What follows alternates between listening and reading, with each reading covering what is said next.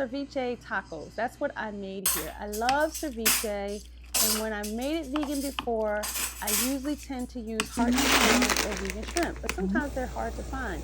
But this guy right here, this soy chunks, you see this in the Asian market, in the Latin market all the time. So I reconstituted it according to the package. I added a little mushroom seasoning, and then the seasonings that you saw on the screen, I put those inside of the soya chunks as well, and just kind of, after it rehydrates, just kind of toss it around the pan so that the seasoning could work its way all the way through the soya chunks. Now, you can let this cool down while you go to the next steps. First, I juiced all of these citrus right here. 4 limes, 3 tangerines. You could use all lime juice if you want, or lime and lemon. I like a little bit of sweetness here. I also used 3 cloves of garlic. Now, I freeze my garlic, chop it ahead of time and freeze it. And so that's why you see it in little squares like that. But I went on and thawed it out inside of that juice there. And then I took all my veggies. I cut the seeds out of my tomatoes. I used red onion, jalapeno, green onion, cucumbers, and then I seasoned it again with all the seasonings that you saw on the screen, which was chili powder, onion powder, garlic powder, mushroom seasoning, and cumin. Use all those seasonings again on top of my veggies. Those are the same seasons that I use in my soya chunks, and just kind of let that sit and let those veggies soak up that seasoning. So important that this is well seasoned, right? All these yummy, yummy veggies are just so, so important. Now, if you're going to eat all of this at one sitting, you could put avocado in here as well too. But if you're going to let this sit for a few days like I did, we're going to put the avocado in at the end, and I'm going to show you how at the end, okay? But for right now, we're going to go ahead and mix this all together. Make sure everything gets a lot of seasoning. Make sure everything is well coated with the seasoning, okay? We're going to add some salt in here too, and that draws out the liquid. Now, I went on and I added my soya chunks in. As you can see, these were still a little warm, but you can let it cool all the way down. It's up to you how you do it. You can either let it cool ahead of time, or you can take all of this mixture and cool it in the refrigerator later. So I mixed it all together, my seasoned soya chunks, my seasoned veggies, mixed it all together, make sure that it's all well incorporated. And then I added in my juice and my garlic. And made sure that all of that was mixed very well. You want every piece of this to get some juice, some seasoning, and some fresh garlic, because it's just going to be yummy. Now, I took some fresh cilantro, made sure I chopped it all up with my herb rocker knife, which makes it easy to cut your cilantro when you have an herb rocker knife. And I'll put a description for you to see what I used, okay? Super, super easy here. Chopped it up nice and fine. And then we're going to use the cilantro. I use about a half a bunch. We're going to use this cilantro to top our ceviche, right? Because that cilantro herbiness, it's chef's kiss. It's what you want when you're making this ceviche.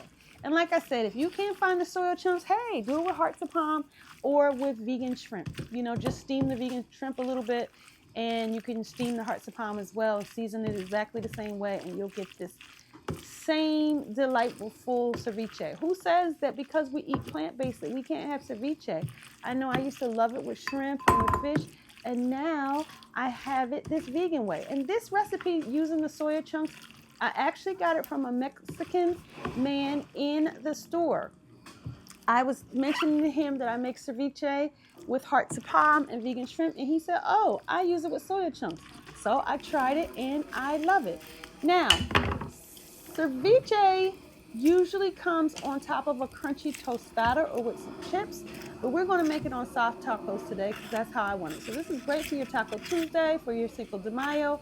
I use a very ripe avocado, mash that all around very well. Make sure it's mashed nice and even because we're going to put this on our soft taco. First, we're going to grill the flour shell on a griddle. Make sure that it's nice and toasty there. You'll see the color changes a little bit when you toast it, right? It just gives that nice little charness. That's what you like. See how the color changed just a little bit? That is going to make all the difference in your taco. Now, we're going to go ahead and lift those up, and then, just keep grilling all of your taco shells here until they're all done. But do them all at once so you don't have to keep going back. I do the whole families on this grill. And as you see, I'm not even using any oil. Just make sure that it's hot and leave it on for a few seconds until the color changes. Flip it over and do the same thing on the other side. You don't want to do too much because it can get hard, but just enough so that the color changes. See that color change there? Beautiful. That's exactly what you want when you are grilling your soft flour tacos. And again, like I said, if you don't want to do soft flour tacos for your ceviche, just go ahead and get some tostadas.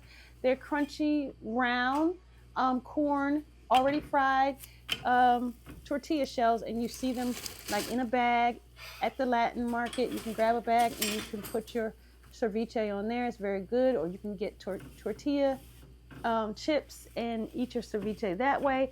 We chose to do tacos because it was just easier, and we love tacos, and we're always looking for something different to put into our flour taco shells. That's what we always use, is flour taco shells. So if you are like me and you love a good taco, this is amazing.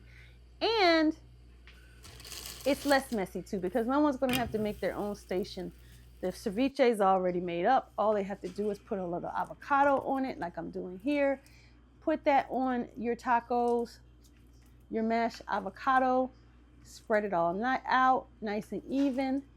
And your tacos are done. No messy taco station, because everything that would go inside the taco station is already in the ceviche, right? So you don't, except for lettuce, but we don't need the lettuce because we have yummy cucumbers in place of that. So all your veggies are inside the taco. You're ready to go. No worries here. So now I'm just filling it up with my yummy ceviche, my soya chunks, my tomato, my cucumber, my cilantro, all that juice, that citrus juice, just amazing. The garlic, everything. Such a beautiful, beautiful taco, right? Super easy to make. Everybody will love it. And you make this over and over again because it's affordable. This taco probably was just cents for each taco, because the soya chunks themselves are $3.99 a bag, and we only use half a bag. So we use like $2 worth of soya chunks, a couple dollars worth of cucumbers and tomatoes and cilantro. Very, very, very affordable meal, and oh so yummy. I really have been revisiting different things to do with my soya chunks because they're so affordable. They might also be called TVP. I'm putting some hot sauce on my tacos here. They may be called texturized vegetable protein, soy chunks. But they're worth revisiting because they're affordable. They have lots of protein, and they are super yummy and versatile. I'm going to put inside of the description a couple other recipes that I did. I did crab cakes and also Jamaican curry.